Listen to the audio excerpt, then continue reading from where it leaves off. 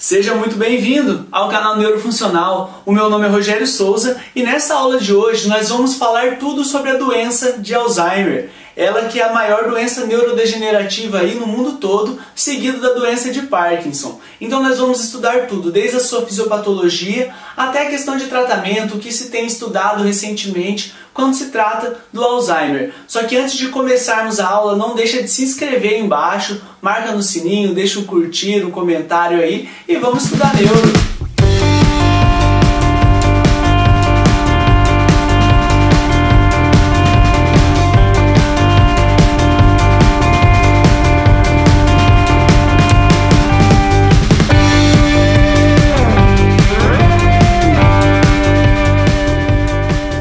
Então vamos dar início à nossa aula sobre a doença de Alzheimer. Para começar, uma definição simples traz então que a doença de Alzheimer é uma doença neurodegenerativa. O que é isso? Então ela traz uma degeneração das células nervosas, ou seja, dos neurônios, então ocorre uma morte neuronal.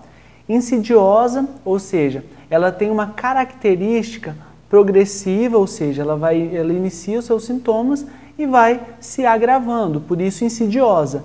E progressiva, que é clinicamente caracterizada pelo comprometimento das habilidades cognitivas e funcionais, juntamente com sintomas comportamentais. Então essa é uma definição da doença de Alzheimer.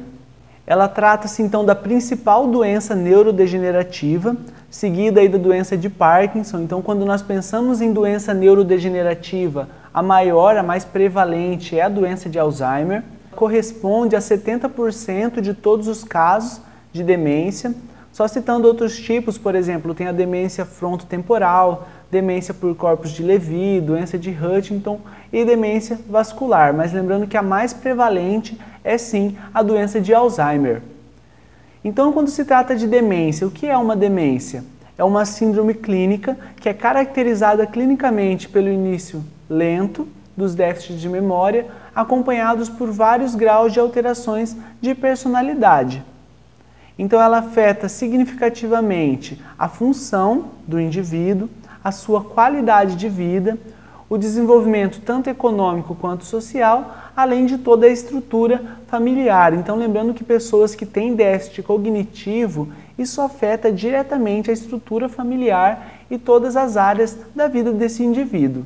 Voltando para a doença de Alzheimer, então ela é caracterizada por uma atrofia cerebral. Como assim? O que é uma atrofia cerebral?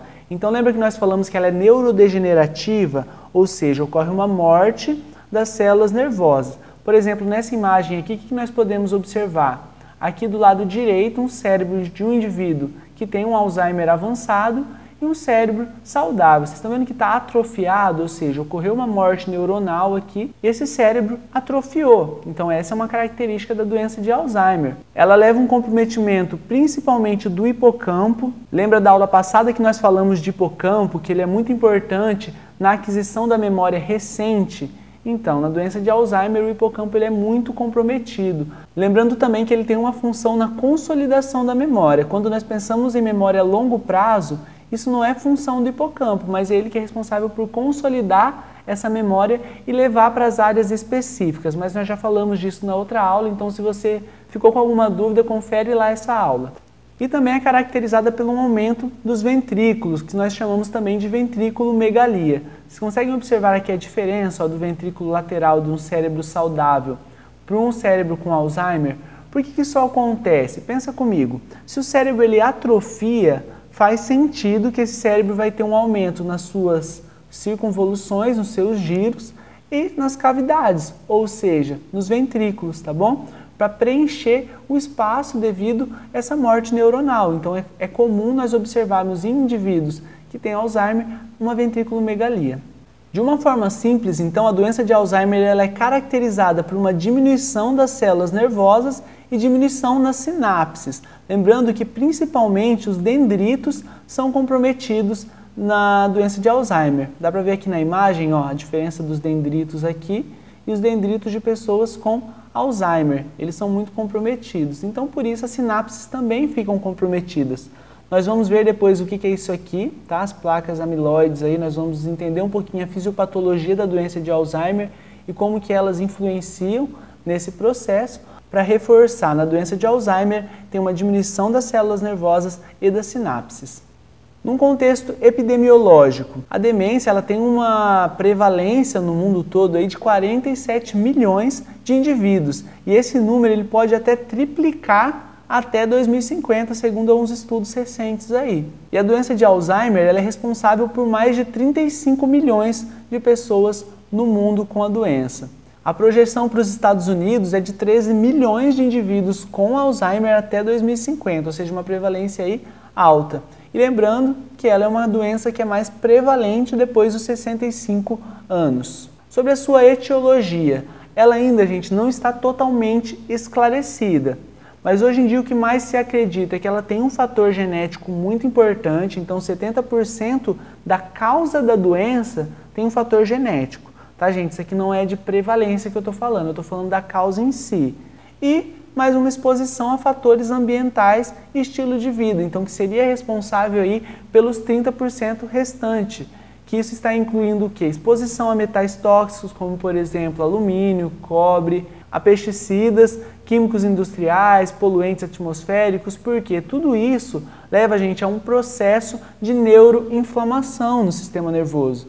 Então isso poderia desencadear, então tem um fator genético que associado a um fator ambiental pode levar ao curso da doença de Alzheimer. Além de infecções virais, bacterianas, fúngicas, crônicas, que podem também ser fatores causadores da via inflamatória que acontece no Alzheimer. E como que é dado o diagnóstico? Então, assim, o diagnóstico ele é clínico, segundo o Instituto Nacional de Neurologia, e Distúrbios de Movimento. Então, existe um protocolo que, a partir de uma avaliação clínica, você dá o diagnóstico.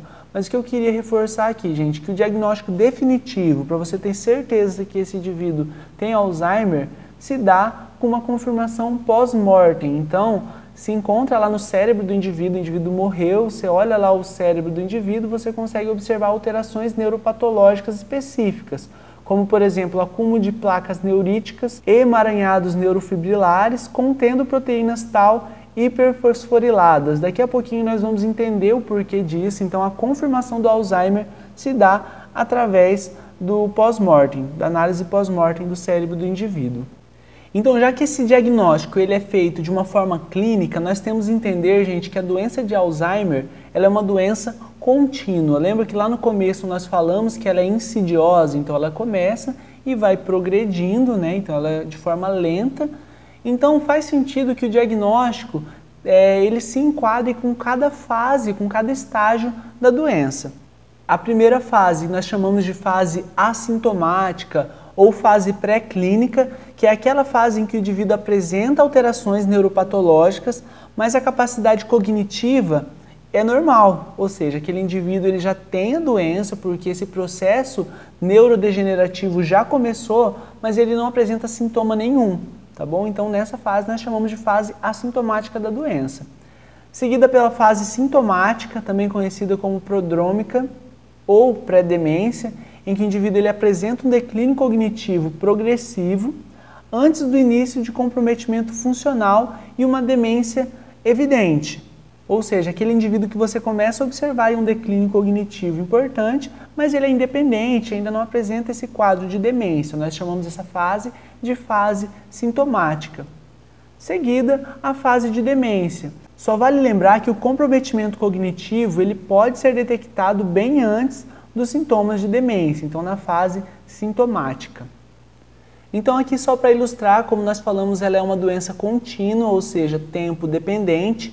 Aqui nós podemos ver que o início da neuropatologia, do comprometimento neuropatológico, ele começa muito antes do início do declínio cognitivo. Então o indivíduo já tem a doença aqui há um tempo e a partir daqui ele inicia com declínio cognitivo. E após um tempo também inicia com uma disfunção, aquele indivíduo começa a ter dificuldade nas suas atividades de vida diária, de realizar as funções do dia a dia, por exemplo. Então, lembrando que em cada ponto existe a necessidade de estar atento com a evolução da doença. Então é muito difícil, às vezes, diagnosticar uma doença de Alzheimer lá no início, tá bom? Às vezes se confunde aí com declínio cognitivo oriundo da idade, tá bom? Às vezes esses indivíduos começam com uma confusão, a família não está atenta Então, por isso que eu falo, quando antes de diagnosticar, antes vai ser possível dar um suporte para esse indivíduo, auxiliando aí na progressão da doença mesmo.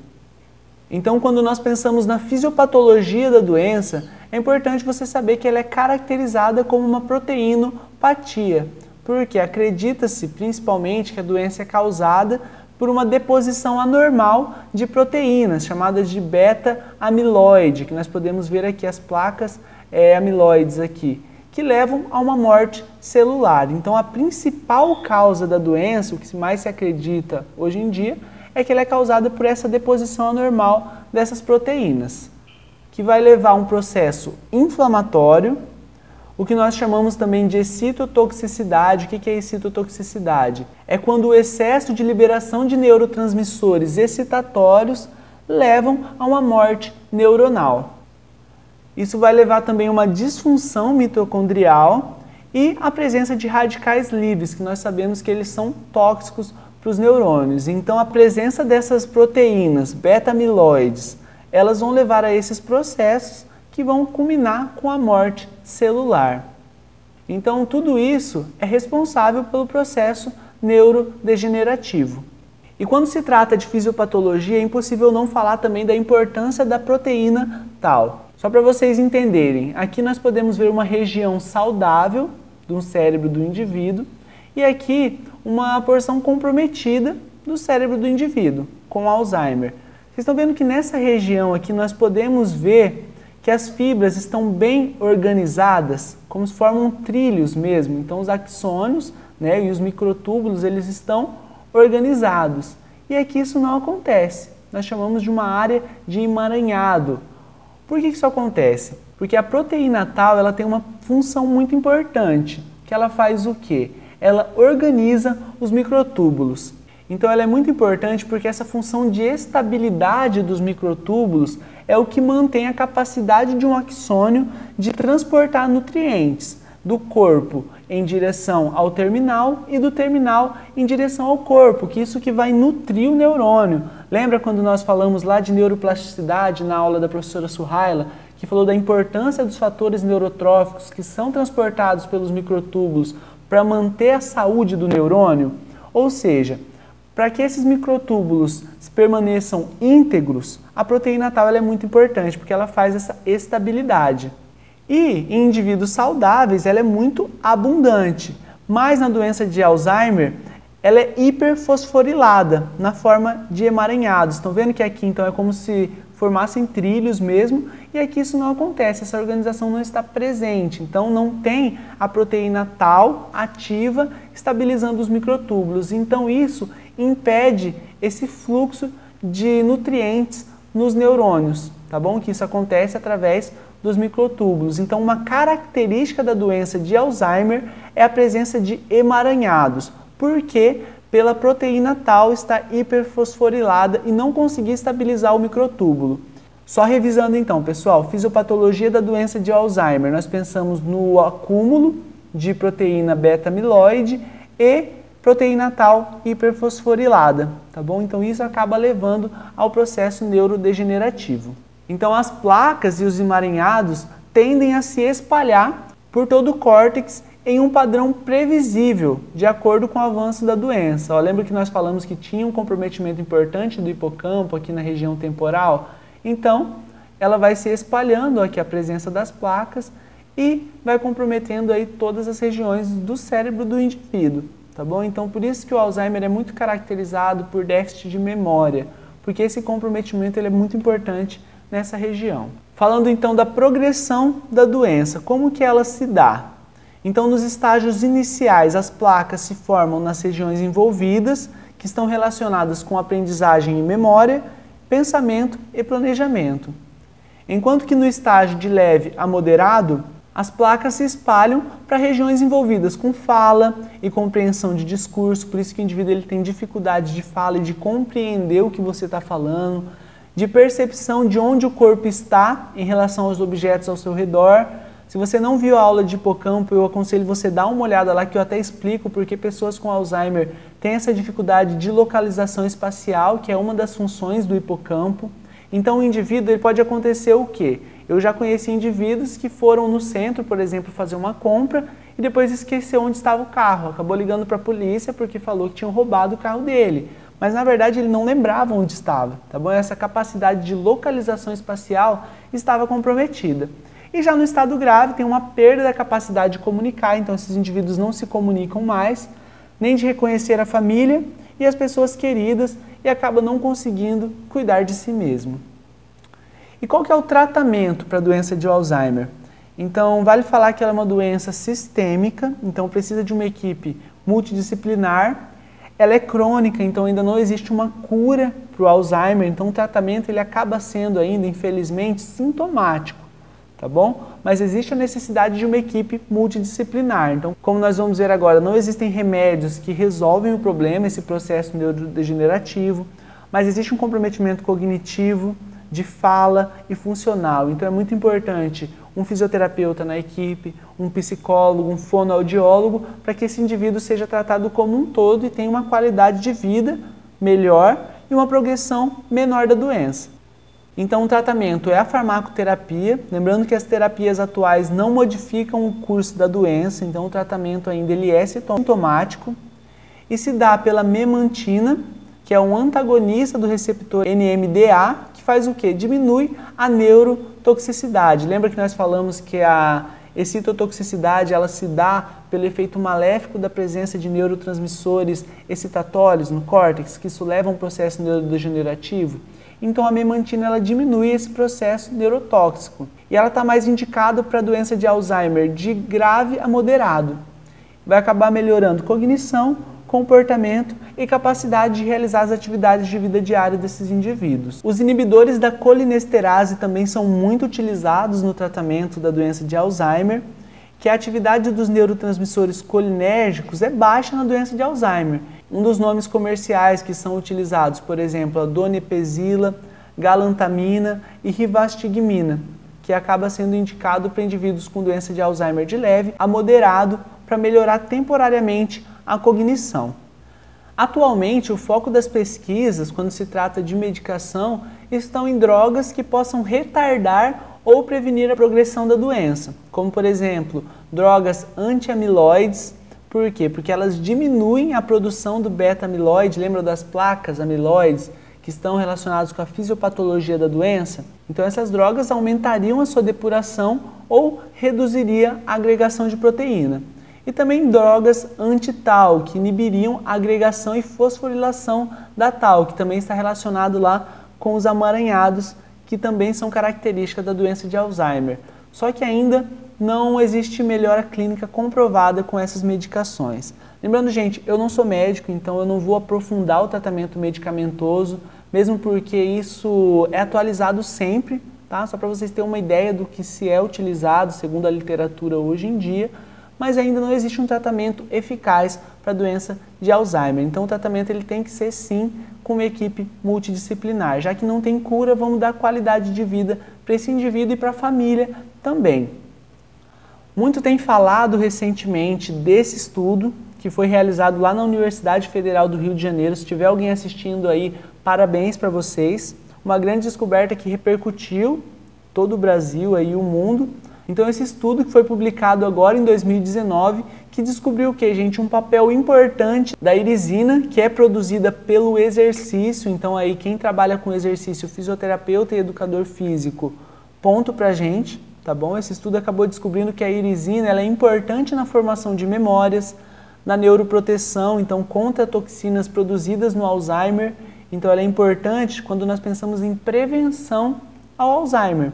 É um importante mediador dos efeitos benéficos do exercício em modelos com Alzheimer e que é capaz de se opor à falha de sinapse e o comprometimento de memória na doença de Alzheimer, além de poder diminuir a progressão da doença. Ou seja, o exercício físico ele tem um papel extremamente importante na prevenção da doença de Alzheimer, além do tratamento também, já que ele traz todos esses benefícios. Então esse estudo, gente, foi publicado agora em 2019 mesmo, então foi um grande avanço quando nós pensamos do ponto de vista científico, né, um artigo desse peso publicado na Nature, um artigo brasileiro e que traz a importância aí do exercício físico. E qual o prognóstico da doença de Alzheimer? Então a velocidade de progressão ela varia muito de indivíduo para indivíduo.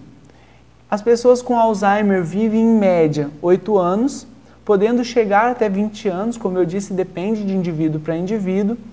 E o curso da doença vai depender da idade ao diagnóstico. Então aquele indivíduo que é diagnosticado com Alzheimer mais cedo, pode ser que ele tenha um tempo de vida um pouco maior do que aquele indivíduo que já foi diagnosticado, por exemplo, com 90 anos. Então a idade ela é um dos fatores. E comorbidades, se esses indivíduos têm outros problemas de saúde associados, pode sim também influenciar no curso da doença.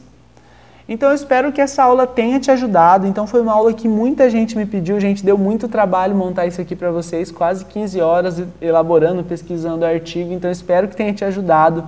Se você gostou, comenta aí embaixo, deixe seu curtir, não esquece de se inscrever no canal com o sininho. Isso ajuda muito a gente aqui no canal, no desenvolvimento de novos conteúdos para vocês e também você acaba não perdendo nenhuma aula, tá bom? Tem muita coisa legal vindo por aí. Fica com Deus, até a próxima!